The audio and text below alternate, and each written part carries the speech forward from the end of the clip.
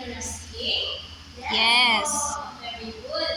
So, what do you think or why do you think na yung animals ay hinahanap nila yung sheep? Bakit kaya nila hinahanap yung sheep? Sige nga, who wants to answer? Swana? They want to go home po. They want to go home. Okay. Another one. Baby Joy. They want to ride in the ship po. Okay. Sabi ni Chona, they want to go home now. At sabi naman ni Baby Joy ay gusto nila sumakay sa ship. Ayan. Sige, bigyan natin ang 5 bagsak si Baby Joy at si Chona. 1, 2, 3, go! 1, 2, 3, 4, 5. Ayan, very good. Okay, now I will be presenting to you our topic for today. Ayan, so medyo maliit si teacher, kailangan teacher ng upuan. Maliit.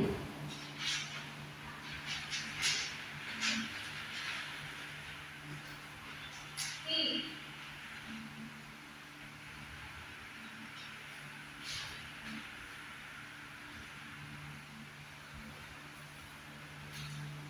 Okay.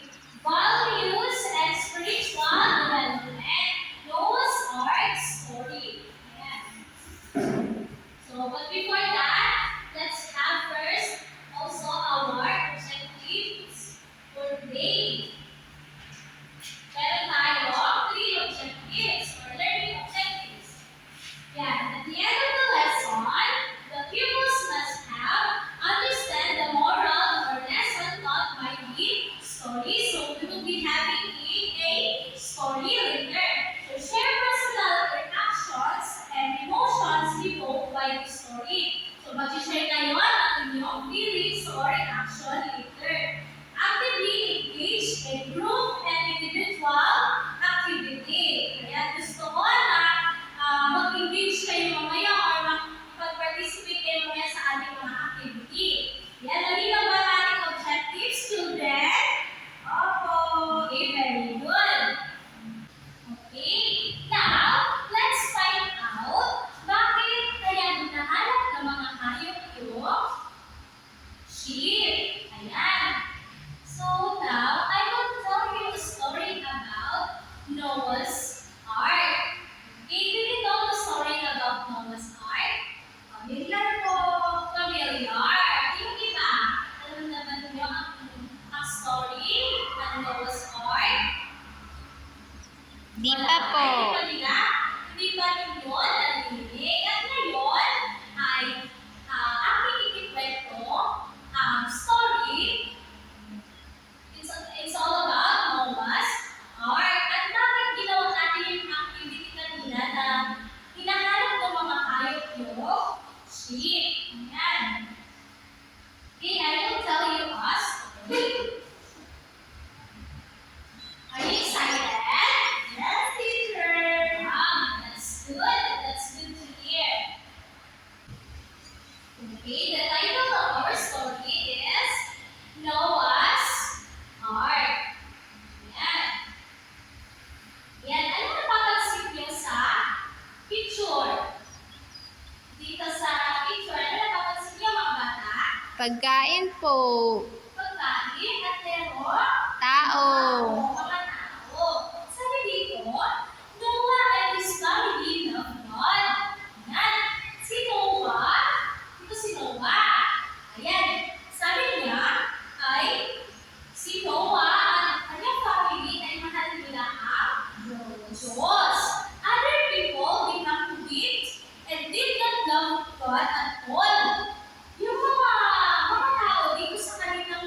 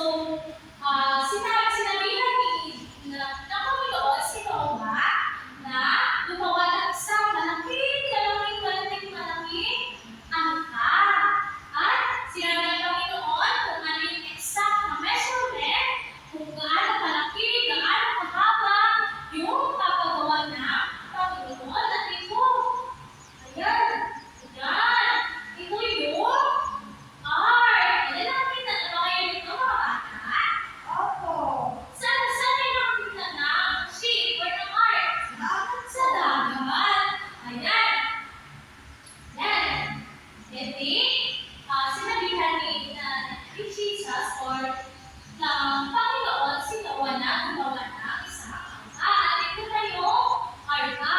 Ito ay sobrang laking arka. Ayan. The people became busy. Nag-busy yung mga tao. Some of them got busy other or assigned to do the work. Yung iba mga tao ay ang kanilang ginagawa ay pagputol ng mga puno at yung iba naman ay nakasite doon sa paggawa mismo ng arka. Ayan. Now, Noah praised God and word to the people. Ayan. Siyempre, habang gumagawa sila ng arka, ay pinapakilala din niya sa mga tao kung sino? Si God. Ayan. Yan, habang gumagawa sila ay nag-preach si Noah na kung gaano ka-wonderful na Panginoon. Ayan. Noah did what God told him. Sabihin, ginawa talaga ni Noah yung gusto iparating ng Panginoon sa mga tao. Pero ano lang ang pinalit ng mga tao sa kanya? Ayan. He told them to turn away from their evil ways because God will destroy the earth. Hindi sila naniwala kay Noah na lilipunin or lilinisin ng Panginoon ito earth. Ayan. Hindi sila naniwala kay Noah. Parang hindi sabihin kung kayo ay nakikinig mga bata o hindi din nakikinig, kapag pumasok sa tenga nyo, yung sinasabi ng teacher tapos lumabas din, ibig sabihin, hindi kayo interesado. Yan, ganun din yung kay Noah. Hindi interesado sa kanya ang mga tao at sa mga sinasabi niya. Ayan. God was almost done. He convinced them once more, but they just laughed and ignored him. Ibig sabihin, kung medyo natatapos na yung art, ay yung ginagawa na, or tapos na yung art, binigyan nila pagkakataon yung mga tao na magbago na tayo. At tayo ay sasakay dito sa arka. At sinabi ng mga tao sa kanya, hindi kami naniniwala at sangat ginawalan ng mga tao ay pinagtawanan lang siya. Kayo mga bata, kapag kayo nagsabi ng totoo tapos pinagtawanan lang kayo ng tao, ano mararamdaman nyo? Masasaktan. Ganun din ang nangyari kay Noah. Ayan. God told Noah to enter the ark with his family. Animals entered the ark too. Ayan. So pagkatas ng pagkagawa ng arka ay sinabihan sila ni Noah ng Panginoon na pumasok na sa arka at kasama ang kanyang family at ang mga halo. Kanina na ginawa natin yung activity, andun pala yung nangyari. Kaya pala gusto pumasok din ng mga halo sa arka ay lilinisin ni God ang mundo dahil kasamaan ng mga tao ng mga unang panahon. Ayan. Ayan. Animals entered by 7 and others by prayer. Ibig sabihin, yung ibang mga animals ay pumasok sila ng pituhan or magkakasabay silang pito at yung merong tigdadalawang mga hayop. Ganun yung pagpasok nila doon sa ark.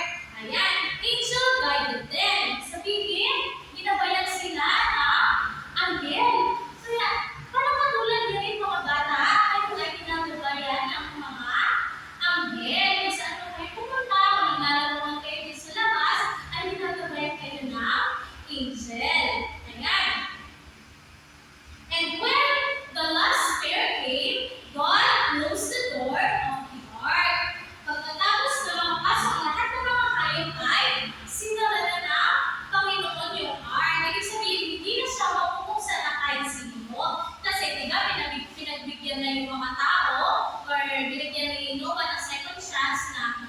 nagtiwala kayo, magbago kayo, ngayon, hindi sila nagtiwala, kaya hinintay na lang ng Panginoon ang mga kaya na makapasok at sinulat niya na ang pinto. Ayan. The rain lasted for 40 days and 40 nights. Ayan. Yan, nagtagal daw yung ulan na, ano daw? 40 days and 40 nights until the whole earth was covered with water.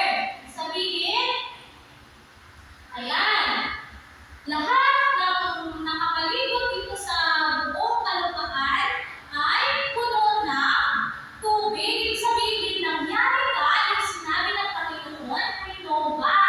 Ano kaya nangyari doon sa mga tao? Nalulog sila kasi hindi sila nakinig. Ibig sabihin na naging obedient sa Panginoon. Ayan. So until the whole world, sabi nga, until the whole earth was covered with water and Noah's family was saved inside the ark. Ayan. Safe sila doon sa ark kasi nakinig sila saan? Kay Jesus or sa Panginoon. Nakinig sila doon sa sinabi ni Jesus, kaya sila ay naging safe kasama ng mga hayop. Ayan. Okay. The rain stopped and Noah opened a window in the ark. Sabihin, yung nawala na yung ulan. Ibig sabihin, tumigil na at binuksan ni Noah ang pintana. Ayan. He sent out a dove to look for dry land and the dove came back with the leaves on his beak. Ibig sabihin, sinend niya or pinalabas na yung isa sa mga kalapate. At parang sinend niya doon kung talagang wala nang tubig sa lupa. Ngayon, may dala yung kalapate na leaves. Ibig sabihin, yung leaves na yun ay kutsyat na wala nang tubig ang lupa at pwede na sila bumaba. Ayan. So, sabi dito, God opened the door of the ark and binuksan na ng Panginoon ang ark. The animals came out the ark too. Ibig sabihin, lumabas na yung mga animals. Ayan. They worshiped the Lord and thanked Him for keeping them safe. God showed them His promise by putting a rainbow in the sky. Sabihin, nagpasalamat sila kay God na safe silang lahat hanggang sa mawalan na yung ulan. At yung promise na sinabi sa kanila ng Panginoon or pinakita sa kanila ng Panginoon sa pamamagitan na ano ito? Rainbow. Ibig sabihin, yun na yung promise na sinabi ni Jesus or ng Panginoon. Ayan. So, this is the sign of God's covenant between Him and man that He will not destroy the earth with water again. Ibig sabihin, ito na yung promise ng Panginoon sa mga tao na hindi niya na lilimunin or i-destroy ang earth na gamit ang water. Ayan. Okay, that's the end of the story. Ano nga uli ang title ng story? Noah's Ark. Okay, that's the end of the story. Ayan. Okay, ID. I like the story Wow, you like the story? Yes. Why? because Noah loves the animals and they obey God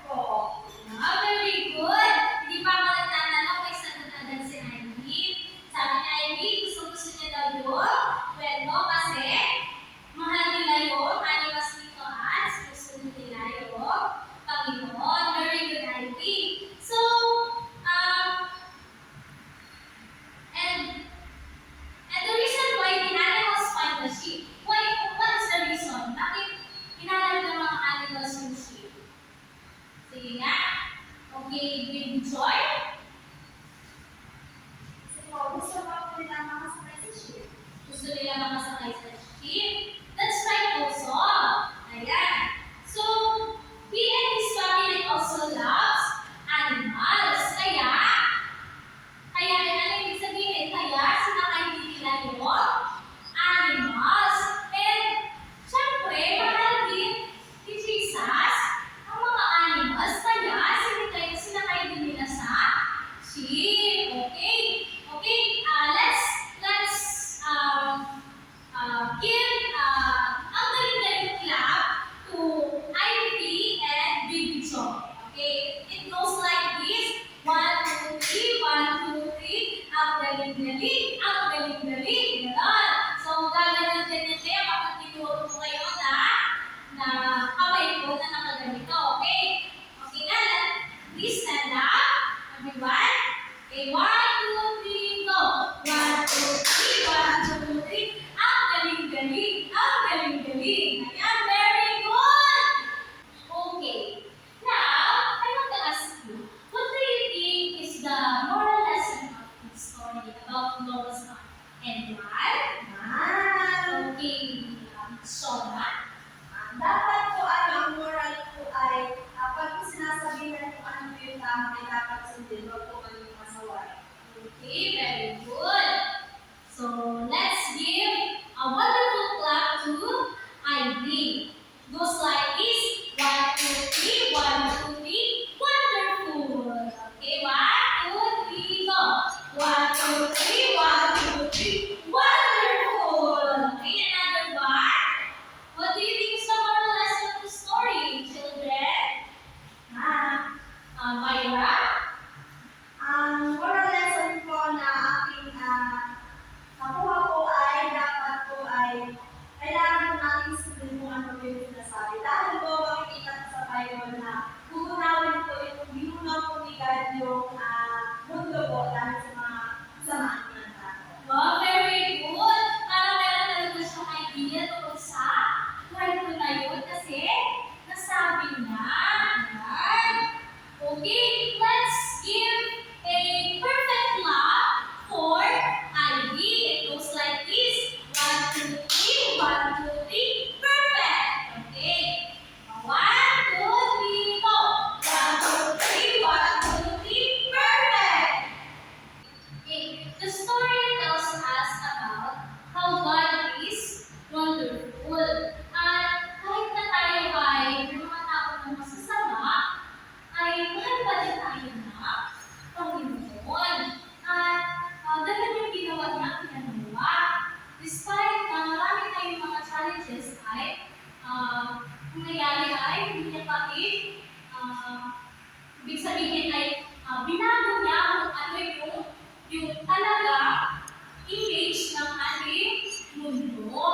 Yan. So, God loves Noah and his family. And also, God loves the animals. Yan. Did you enjoy the story, children? Yes, ma'am. Okay, very good. Okay, to complete our day, children, we'll be having a short activity entitled Memory Watch. Ayan. So, magkakaroon tayo ng isang short activity lang. So, I will group it into two groups. This place will be the group 1 and this place will be the group 2. So, you can count 1, 2, 1, 2, 1, 2 until maubos lahat ng 6 yun. Ayan. 1, 2, 1, 2, 1, 2, 1, 2, 1.